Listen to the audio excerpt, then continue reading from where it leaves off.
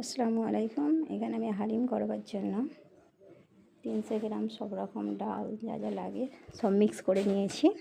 আর এখানে 300 গ্রাম গরুর মাংস মুছিয়ে কিমা করে নিয়েছি। মাংসটাকে এবারে ভালো করে ধুয়ে ডালগুলো ধুয়ে নিয়েছি। এখানে আমি উপরে যেই মশলাটা ছাড়াবো তার জন্য সব রকম মশলা নিয়ে নিয়েছি। এটা খুব সাধারণভাবেই করা যায়, অনেকে খুব কঠিনভাবে দেখায়।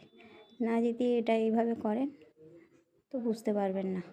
প্রথমেই আমি ডালের সঙ্গে ডালটা ধুয়ে যা যা মশলা লাগে সব রকম দিয়ে দিয়েছি। বুঝতেই পারছেন কী কী মশলা লাগে, অত দেখাচ্ছি না।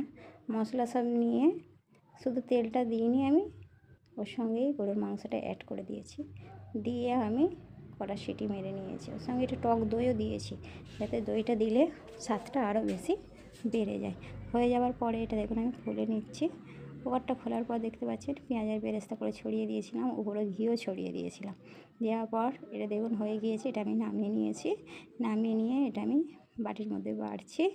এর মধ্যে আমি ধনেপাতা, লেবুর রস ও বিট নুন দিয়ে এটা আমি করেছি। এত দারুণ লাগে না, খেলে